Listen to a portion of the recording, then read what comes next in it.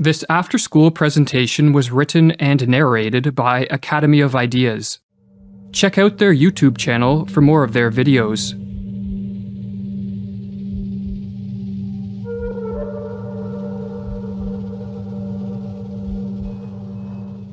The masses have never thirsted after truth. They turn aside from evidence that is not to their taste, preferring to deify error if error seduced them. Whoever can supply them with illusions is easily their master. Whoever attempts to destroy their illusions is always their victim. According to the psychologist Carl Jung, the greatest threat to civilization lies not with the forces of nature, nor with any physical disease, but with our inability to deal with the forces of our own psyche. We are our own worst enemies, or as the Latin proverb puts it, man is a wolf to man. In Civilization in Transition, Jung states that this proverb is a sad yet eternal truism, and our wolf-like tendencies come most prominently into play at those times of history when mental illness becomes the norm rather than the exception in a society, a situation which Jung termed a psychic epidemic. Indeed, it is becoming ever more obvious, he writes, that it is not famine, not earthquakes, not microbes, not cancer, but man himself, who is man's greatest danger to man, for the simple reason that there is no adequate protection against psychic epidemics, which are infinitely more devastating than the worst of natural catastrophes. In this video, we are going to explore the most dangerous of all psychic epidemics, the mass psychosis. A mass psychosis is an epidemic of madness, and it occurs when a large portion of a society loses touch with reality and descends into delusions. Such a phenomenon is not a thing of fiction. Two examples of mass psychoses are the American and European witch hunts of the 16th and 17th centuries, and the rise of totalitarianism in the 20th century. During the witch hunts, thousands of individuals, mostly women, were killed, not for any crimes they committed, but because they became the scapegoats of societies gone mad. In some Swiss villages, writes Francis Hill, there were scarcely any women left alive after the frenzy had finally burned itself out. When a mass psychosis occurs, the results are devastating. Jung studied this phenomenon and wrote that the individuals who make up the infected society become morally and spiritually inferior. They sink unconsciously to an inferior intellectual level. They become more unreasonable, irresponsible, emotional, erratic, and unreliable, and worst of all, crimes the individual alone could never stand are freely committed by the group smitten by madness. What makes matters worse is that those suffering from a mass psychosis are unaware of what is occurring. For just as an individual gone mad cannot step out of his mind to observe the errors in his ways, so too there is no Archimedean point from which those living through a mass psychosis can observe their collective madness. But what causes a mass psychosis? To answer this question, we must first explore what drives an individual mad. While there are many potential triggers of madness, such as an excessive use of drugs or alcohol, brain injuries, and other illnesses, these physical causes will not concern us here. Our concern is with psychological, or what are called psychogenic triggers, as these are the most common culprits of the mass psychosis. The most prevalent psychogenic cause of a psychosis is a flood of negative emotions, such as fear or anxiety, that drives an individual into a state of panic. When in a state of panic, an individual will naturally seek relief, as it is too mentally and physically draining to subsist in this hyper-emotional state. While escaping from the state of panic can be accomplished through adaptive means, such as facing up to and defeating the fear-generating threat, another way to escape is to undergo a psychotic break. A psychotic break is not a descent into a state of greater disorder, as many believe, but a reordering of one's experiential world, which blends fact and fiction, or delusions and reality, in a way that helps end the feelings of panic. Silvano Arietti, one of the 20th century's foremost authorities on schizophrenia, explains the psychogenic steps that lead to madness. Firstly, there is the phase of panic, when the patient starts to perceive things in a different way, is frightened on account of it, appears confused, and does not know how to explain the strange things that are happening. The next step is what Arrietty calls a phase of psychotic insight, whereby an individual succeeds in putting things together by devising a pathological way of seeing reality which allows him to explain his abnormal experiences. The phenomenon is called insight because the patient finally sees meaning and relations in his experiences. But the insight is psychotic because it is based on delusions, not on adaptive and life-promoting ways of relating to whatever threats precipitated the panic. The delusions, in other words, allow the panic-stricken individual to escape from the flood of negative emotions, but at the cost of losing touch with reality, and for this reason, Arrietty says that a psychotic break can be viewed as an abnormal way of dealing with an extreme state of anxiety. If a panic-triggering flood of negative emotions in a weak and vulnerable individual can trigger a psychotic break, then a mass psychosis can result when a population of weak and vulnerable individuals is driven into a state of panic by threats real, imagined, or fabricated. But as delusions can take many forms, and as madness can manifest in countless ways, the specific manner in which a mass psychosis unfolds will differ based on the historical and cultural context of the infected society. But in the modern era, it is the mass psychosis of totalitarianism that appears to be the greatest threat. Totalitarianism, writes Arthur Versluis, is the modern phenomenon of total centralized state power, coupled with the obliteration of individual human rights. In the totalized state, there are those in power, and there are the objectified masses, the victims. In a totalitarian society, the population is divided into two groups, the rulers and the ruled, and both groups undergo a pathological transformation. The rulers are elevated to an almost godlike status, which is diametrically opposed to our nature as imperfect beings who are easily corrupted by power. The masses, on the other hand, are transformed into the dependent subjects of these pathological rulers and take on a psychologically regressed and childlike status. Hannah Arendt, one of the 20th century's preeminent scholars of this form of rule, called totalitarianism an attempted transformation of human nature itself. But this attempted transformation only turns sound minds into sick minds. For as the Dutch medical doctor who studied the mental effects of living under totalitarianism wrote, "There is in fact much that is comparable between the strange reactions of the citizens of totalitarianism and their culture as a whole, on the one hand, and the reactions of the sick schizophrenic on the other.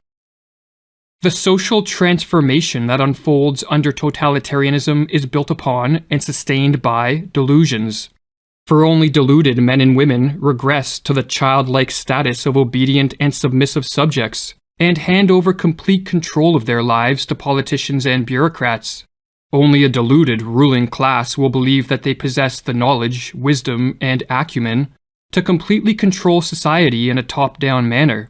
And only when under the spell of delusions would anyone believe that a society composed of power-hungry rulers on the one hand, and a psychologically regressed population on the other, will lead to anything other than mass suffering and social ruin. But what triggers the psychosis of totalitarianism? As was explored in the previous video of this series, the mass psychosis of totalitarianism begins in a society's ruling class. The individuals that make up this class, be it politicians, bureaucrats, or crony capitalists, are very prone to delusions that augment their power, and no delusion is more attractive to the power-hungry than the delusion that they can and should control and dominate a society. When a ruling elite becomes possessed by a political ideology of this sort, be it communism, fascism, or technocracy, the next step is to induce a population into accepting their rule by infecting them with the mass psychosis of totalitarianism. This psychosis has been induced many times throughout history, and as Mirlu explains, it is simply a question of reorganizing and manipulating collective feelings in the proper way. The general method by which the members of a ruling elite can accomplish this end is called menticide, with the etymology of this word being a killing of the mind, and as Mirlu further explains, menticide is an old crime against the human mind and spirit, but systematized anew. It is an organized system of psychological intervention and judicial perversion through which a ruling class can imprint their own opportunistic thoughts upon the minds of those they plan to use and destroy. Priming a population for the crime of menticide begins with the sowing of fear. When an individual is flooded with negative emotions, such as fear or anxiety, he or she is very susceptible to a descent into the delusions of madness. Threats, real, imagined, or fabricated, can be used to sow fear, but a particularly effective technique is to use waves of terror.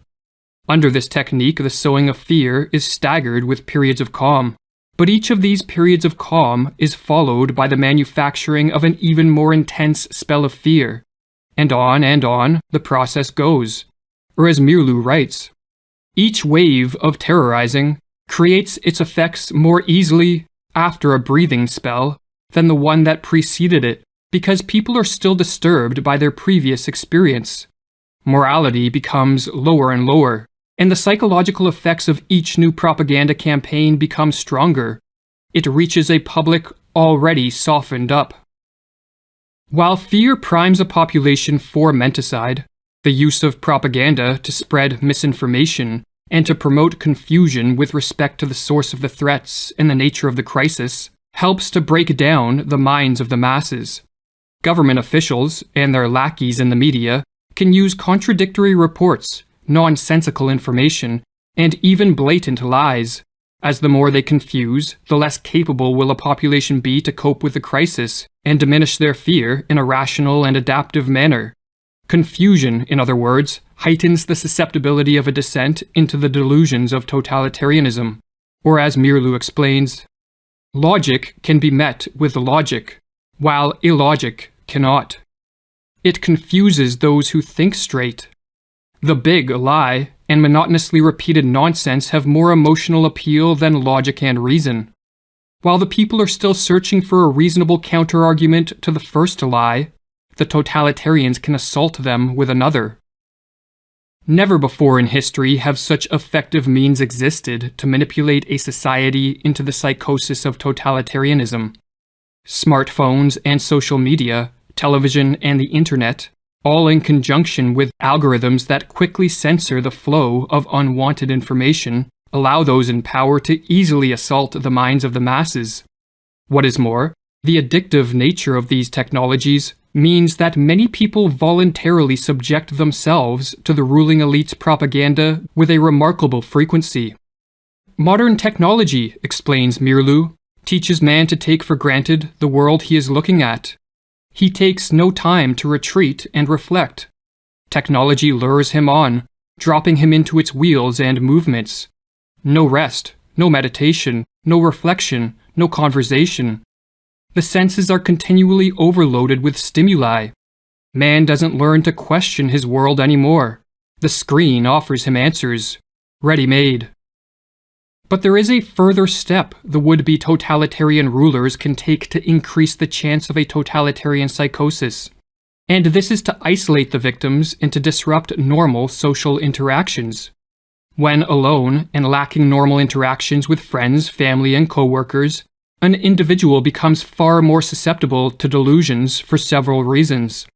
Firstly, they lose contact with the corrective force of the positive example, for not everyone is tricked by the machinations of the ruling elite, and the individuals who see through the propaganda can help free others from the menticidal assault. If, however, isolation is enforced, the power of these positive examples greatly diminishes. But another reason that isolation increases the efficacy of menticide is because, like many other species, human beings are more easily conditioned into new patterns of thought and behavior when isolated. Or as Mirlu explains with regards to the physiologist Ivan Pavlov's work on behavioral conditioning, Pavlov made another significant discovery. The conditioned reflex could be developed most easily in a quiet laboratory with a minimum of disturbing stimuli. Every trainer of animals knows this from his own experience. Isolation and the patient repetition of stimuli are required to tame wild animals. The totalitarians have followed this rule. They know that they can condition their political victims most quickly if they are kept in isolation. Alone, confused, and battered by waves of terror, a population under an attack of menticide descends into a hopeless and vulnerable state. The never-ending stream of propaganda turns minds once capable of rational thought into playhouses of irrational forces. And with chaos swirling around them and within them, the masses crave a return to a more ordered world. The would-be totalitarians can now take the decisive step. They can offer a way out and a return to order in a world that seems to be moving rapidly in the opposite direction. But all this comes at a price. The masses must give up their freedom and cede control of all aspects of life to the ruling elite. They must relinquish their capacity to be self-reliant individuals who are responsible for their own lives, and become submissive and obedient subjects. The masses, in other words, must descend into the delusions of the totalitarian psychosis. The totalitarian systems of the 20th century represent a kind of collective psychosis. Whether gradually or suddenly, reason and common human decency are no longer possible in such a system. There is only a pervasive atmosphere of terror and a projection of the enemy, imagined to be in our midst. Thus society turns on itself, urged on by the ruling authorities. But the order of a totalitarian world is a pathological order. By enforcing a strict conformity and requiring a blind obedience from the citizenry, totalitarianism rids the world of the spontaneity that produces many of life's joys and the creativity that drives society forward. The total control of this form of rule, no matter under what name it is branded, be it rule by scientists and doctors, politicians and bureaucrats, or a dictator, breeds stagnation, destruction, and death on a mass scale. And so perhaps the most important question facing the world is how can totalitarianism be prevented? And if a society has been induced into the early stages of this mass psychosis, can the effects be reversed? While one can never be sure of the prognosis of a collective madness, there are steps that can be taken to help effectuate a cure. This task, however, necessitates many different approaches from many different people. For just as the menticidal attack is multi-pronged, so too must be the counterattack. According to Carl Jung, for those of us who wish to help return sanity to an insane world, the first step is to bring order to our own minds and to live in a way that provides inspiration for others to follow. It is not for nothing that our age cries out for the Redeemer personality, for the one who can emancipate himself from the grip of the collective psychosis and save at least his own soul, who lights a beacon of hope for others, proclaiming that here is at least one man who has succeeded in extricating himself from the fatal identity with the group psyche. But assuming one is living in a manner free of the grip of the psychosis, there are further steps that can be taken. Information that counters the propaganda should be spread as far and as wide as possible, for the truth is more powerful than the fiction and falsities peddled by the would-be totalitarian rulers, and so their success is in part contingent on their ability to censor the free flow of information. Another tactic is to use humor and ridicule to delegitimize the ruling elite, or as Mirlu explains, we must learn to treat the demagogue and aspirant dictators in our midst with the weapon of ridicule. The demagogue himself is almost incapable of humor of any sort, and if we treat him with humor, he will begin to collapse. A tactic recommended by Václav Havel, a political dissident under Soviet communist rule, who later became president of Czechoslovakia, is the construction of what are called parallel structures. A parallel structure is any form of organization, business, institution, technology, or creative pursuit that exists physically within a totalitarian society, yet morally outside of it. In communist Czechoslovakia, Havel noted that these parallel structures were more effective at combating totalitarianism than political action. Furthermore, when enough parallel structures are created, a second culture, or parallel society, spontaneously forms and functions as an enclave of freedom and sanity within a totalitarian world. Or as Havel explains in his book, The Power of the Powerless, what else are parallel structures than an area where a different life can be lived? A life that is in harmony with its own aims, and which in turn structures itself in harmony with those aims. What else are those initial attempts at social self-organization than the efforts of a certain part of society to rid itself of the self-sustaining aspects of totalitarianism, and thus, to extricate itself radically from its involvement in the totalitarian system? But above all else, what is required to prevent a full descent into the madness of totalitarianism is action by as many people as possible. For just as the ruling elite do not sit around passively, but instead take deliberate steps to increase their power, so too an active and concerted effort must be made to move the world back in the direction of freedom. This can be an immense challenge in a world falling prey to the delusions of totalitarianism, but as Thomas Paine noted, tyranny, like hell, is not easily conquered. Yet we have this consolation with us, that the harder the conflict, the more glorious the triumph.